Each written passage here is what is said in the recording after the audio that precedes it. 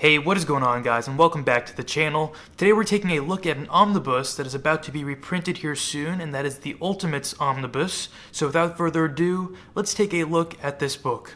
Here is the cover of the book that I went with. Looks awesome, got the whole team on there. Here is the spine of the book. We've got a big-chested Captain America. That sounds funny, but that's what it is. And here's the back of the book with all of the issues in here laid out very nicely, very simply as well. Cracking open the book here, let's start with what this actually collects. Well, this collects the Ultimates, the 2004 series, 1 through 13, Ultimates 2, which came in 2005, 1 through 13, and the Ultimates Annual Edition as well. Okay, let's talk about the Ultimates, what exactly it is, and if this is a book that I would recommend for you. So this is a series that takes place in Marvel's Ultimate Universe that was created specifically so new readers could start to get invested in these comic characters and storylines without being bogged down by decades of continuity. It was like a slightly new take on classic characters in a new universe with a new modern setting. It definitely produced some great work. Some of my favorites are Ultimate Spider-Man, which I still think is the quintessential Spider-Man run, probably my favorite Spider-Man book to date. And then I also enjoyed parts of the Ultimate Fantastic Four as well. That may be some nostalgia also, but it is what it is. And then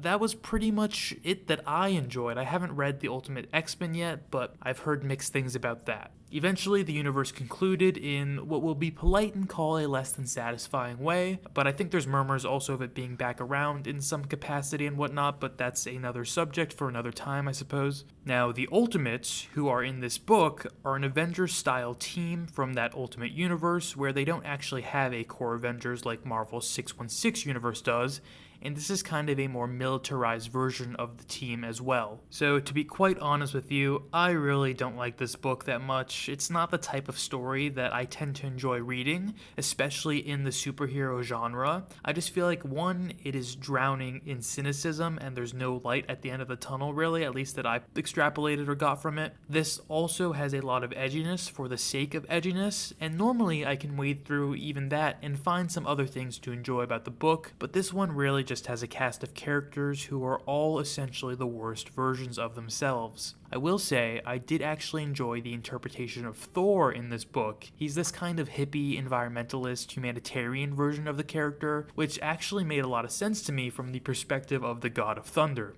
I think my favorite Thor moment from this, and one of the moments I enjoyed most from this story in general, is there's some big battle going on, and the Ultimates are losing ground, and they need to call in Thor, but he's like, hey, I'm not going to help until the US government relocates funds into, I forget what it is exactly, but it was some kind of aid or FEMA or something like that. And so the US president is just basically like, I guess I have to, or like the country will be annihilated.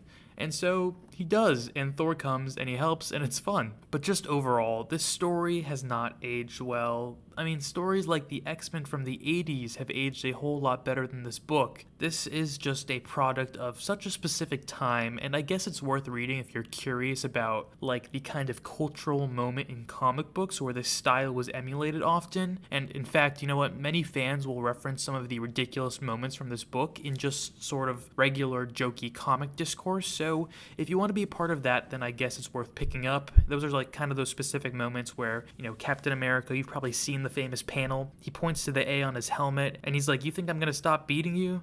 You think we're going to surrender or whatever? Does this A look like it stands for France? It's just, you know, it's funny, but it's ridiculous at the same time. And it tries to take itself really seriously in a way that is not really fun. And I hate to be so negative about a book. I usually try to find some positive side on this channel, but this one just didn't resonate with me personally. Maybe it will resonate with you. Maybe this is a story you really enjoyed, but yeah, it didn't quite do it for me. I will say I really enjoy the artwork. I wish that I found the story as enjoyable as I did flipping through the pages and looking at the artwork, but that is what it is. There's a lot of early 2000s references in here too, if you're somebody who enjoys, you know, sort of digging through comic books and sort of getting your finger on the pulse of what was going on at the time. time, yeah, they even, there's a scene in here even where they're thinking about an Avengers movie, and this is before an Avengers movie happened, and they're sort of talking about who would play themselves, you know, like who would play Iron Man. I think they say Tom Cruise. I think they actually also say Edward Norton for Hulk, and I think they say Samuel L. Jackson. They definitely say Samuel L. Jackson